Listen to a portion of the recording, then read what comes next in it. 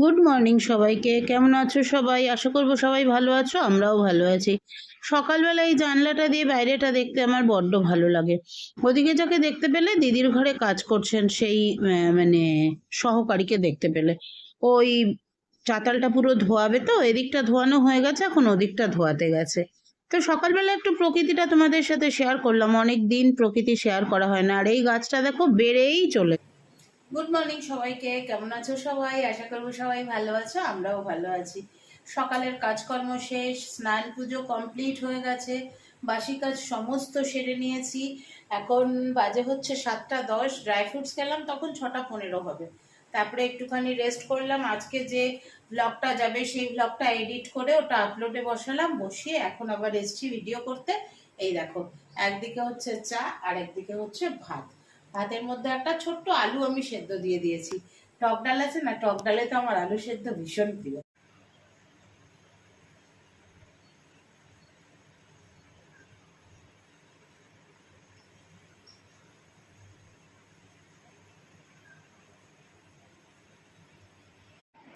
চা রেডি করে ফেলেছি। চায়ের কালার কি এসছে দেখেছো?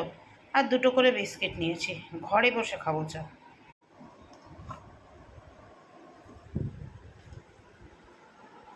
কি গো, তোমার হলো?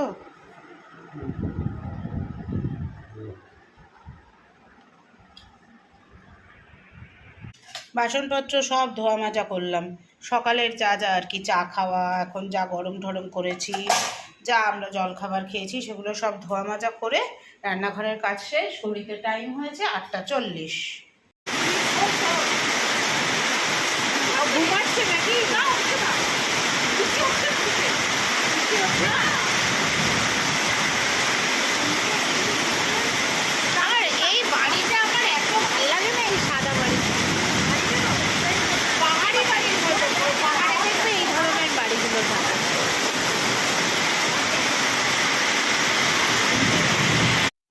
সপ্তাহে একদিন করে ইনি আসেন আর আমরা সবাই ওনার কাছ থেকে ঘটি গরম কিনে খাই।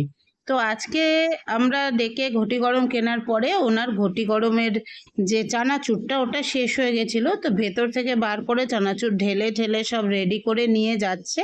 আর আমরা দাঁড়িয়ে দাঁড়িয়ে ওনার সাথে কথা বলছি। তো সেই সময় ভাবলাম তোমাদের জন্য একটু শ্যুট করি। অনেকেই বলে ঘটি গরমটা কি জিনিস, ঘটি গরমটা চেনে না, তো সেই জন্যই ভাবলাম তোমাদের একটু দেখাই। ঘটি গরম এই দেখো, শেষ হয়ে গেলে কি হবে, ভান্ডার কখনো পূর্ণ থেকে শূন্য হয় না। আবার ভান্ডার পূর্ণ করে নিল, ওর উপরে কয়লা চাপিয়ে দিল। আর ওই যে আমাদের বলছে এর মধ্যে গাজর কুচোনো আছে, এর মধ্যে পেঁয়াজ কুচোনো আছে। শুভ সন্ধ্যা সবাইকে। ওই যে আরেকজন বসে গেছে। আর আমি অফিস থেকে আজকে নিয়ে এসেছি কি বলতো, খোলো খোলো, আসার সময় নিয়ে এসেছি। ও জানে না কি নিয়ে এসেছি, ওকে বলেছি একটা প্লেট নিয়ে এসে বসো। গরম আছে। ও কাঁচা লঙ্কা পড়ে, মানে এটা ঘটি গরম বিজনেস। তখন দেখালাম না তোমাদের যে ঘটি গরম কাকু এসেছে। কাকু দাদু আমরা যা খুশি বলি, ওই নিয়ে এসেছি ঘটি গরম। মানে ওরা সবাই খেলো, আমি বললাম না আমি খাবো না, আমি ঘরে যাই, ঘরে গিয়ে একসাথে খাবো দুজনে। তো এখানে আছে 40 টাকার ঘটি গরম, 20 টাকা করে দু জায়গায় নিয়েছি। দাঁড়াও দাঁড়াও, ওর মধ্যে পড়ে যাবে না।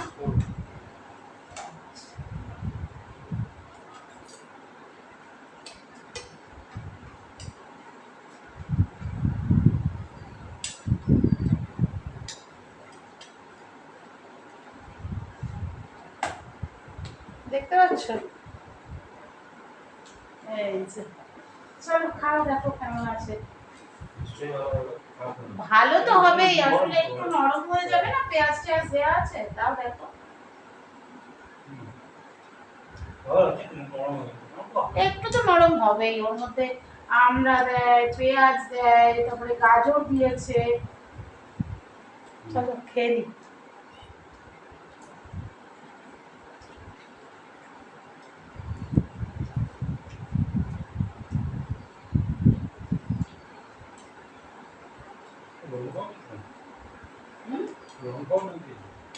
তাও কম, এর থেকে আরো সব বেশি দিয়ে দিয়ে খেয়েছে।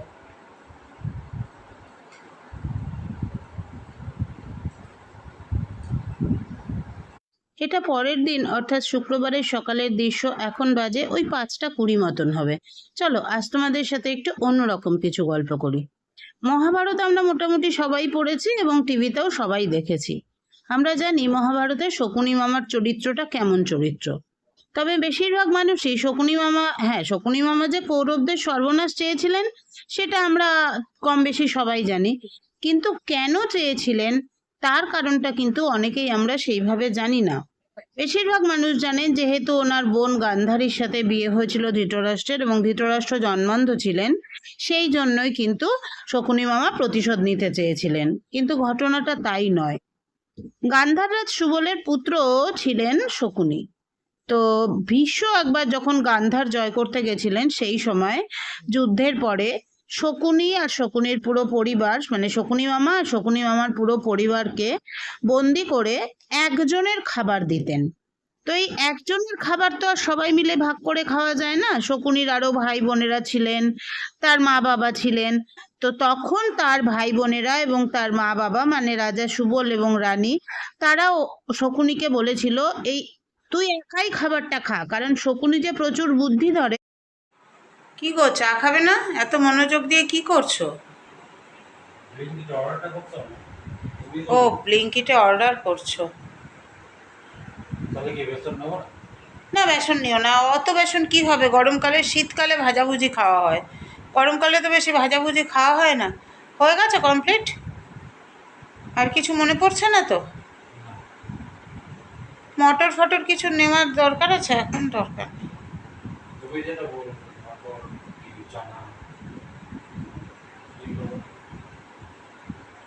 মটর চানা দাও, কাবলি চানা তাহলে দিয়ে দাও।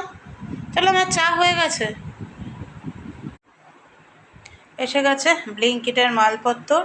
এই যে আমুলের একটা দই, ডক্টর চয়েসের একটা সর্ষের তেল, এখানে আছে কাবলি চানা, এটার মধ্যে আছে ধনে পাতা, বুঝেছো, ধনে পাতা, টমেটো, ছাতু, এইটা হচ্ছে আমন্ডের প্যাকেট, আর কাজু কিশমিশ ঠাকুরের ওখানে ঢুকিয়ে দিয়েছি।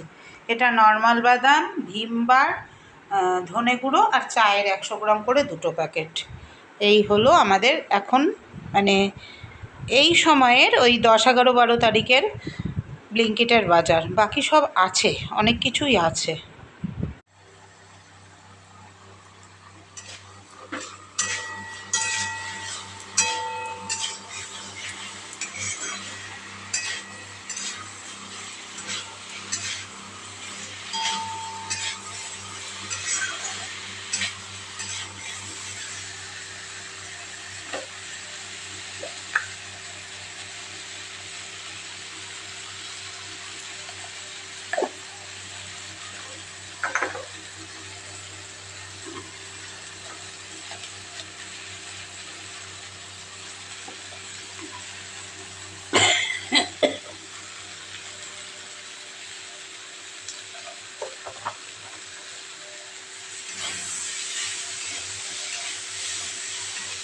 নিয়ে যাও না। হ্যাঁ, যেটা বলছিলাম, তো পরিবারের সকলে বলেছিল যে শকুনি মামাকেই পুরো খাবারটা খেতে, কারণ ওখানে একজনেরই খাবার ছিল। এবং সাথে সাথে এটাও বলেছিল এই প্রত্যেকটা খাবারের দানা খাওয়ার সাথে সাথে শপথ নিও তুমি কিভাবে কৌরব বংশকে ধ্বংস করতে পারবে। এবং শকুনি মামা সেই সময়ে শপথ নিয়েছিল প্রত্যেকটা খাবারের দানা খাবার সময় যে কৌরব বংশকে ধ্বংস করতেই হবে।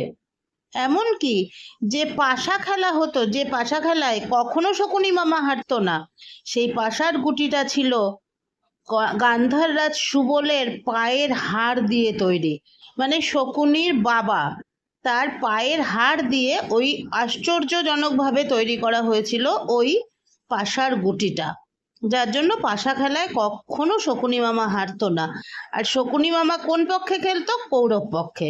কৌরব পক্ষেকে ধীরে ধীরে সর্বনাশের পথে টেনে নিয়ে যাওয়াই ছিল কিন্তু শকুনি মামার কাজ। আর তার পেছনে কারণ ছিল এইটা। আজকের সমাজেও কিন্তু আমরা এরকম প্রচুর শকুনি মামা দেখতে পাই। যখন গিয়ে বুঝে উঠতে পারি যে শকুনি মামা ঠিক কী চাইছে, শকুনি মামা ঠিক কার সর্বনাশ চাইছে, কারণ দেখো, কৌরবরা তো প্রথমে বুঝতে পারেনি। কৌরবরা তো ভেবেছিল যে শকুনি মামা তাদেরই ভালো করতে চাইছে, তাদের পক্ষ হয়ে খেলছে, তাদের পক্ষ হয়ে বাজি লড়ছে পাণ্ডবদের বিপরীতে। কিন্তু তার মধ্যে যে কি ছিল সেটা তো তারা বুঝতে পারেনি। আর আমাদের সমাজেও এরকম এখন অনেক মানুষ আছে যারা আদতেই কি চায় আমরা বুঝতে পারি না। জ্ঞান দেওয়া নয়, আমার মনে হলো যে আমার যারা বন্ধুরা বা আমার যারা পরিবার তাদের সাথে এটা শেয়ার করাটা দরকার, তাই শেয়ার করলাম। কাজ করতে করতে মানে কথা বলতে বলতে কাজও সম্পন্ন হয়ে গেল পুরো। এদিকে মাজা ঘষা কমপ্লিট করে এদিকটা কমপ্লিট করে ফেললাম। এবার খালি ঘুমাতে যাওয়ার আগে আর একটাই কাজ আছে, সেই কাজটা হচ্ছে ড্রাই ফ্রুটসগুলো ভেজাবো। আর যদি ইচ্ছা হয় তাহলে চিয়া সিডস ভেজাবো, আর না ইচ্ছা হলে ভেজাবো না। যেদিন ভেজাই না সেদিন সকালবেলা টক দইয়ের সাথে চিয়া সিডসটা দিয়ে একেবারেই খেয়ে নিই, কারণ তখন আর ভেজানোর প্রয়োজন পড়ে না আগের দিন রাতে। এখন আমি ড্রাই ফ্রুটসটা খালি ভিজিয়ে দিচ্ছি। আমি পড়তে বড্ড ভালোবাসি জানো তো, তাই জন্য যখন যেটা পাই সেটাই পড়তে শুরু করি। এরকমই পড়তে পড়তে এটাও পেয়েছিলাম, তো ভাবলাম তোমাদের সাথে একটু শেয়ার করি। অনেক ছোট ছোট ঘটনা, অনেক কিছু আছে রামায়ণ মহাভারতে যা আমরা জানি না, আমাদের কাছে তার সঠিক ব্যাখ্যা নেই। এরকম জিনিসগুলো পড়তে আমার আরো বেশি ভালো লাগে, যে পৌরাণিক কিছুর সঠিক ব্যাখ্যা। চলো টাটা।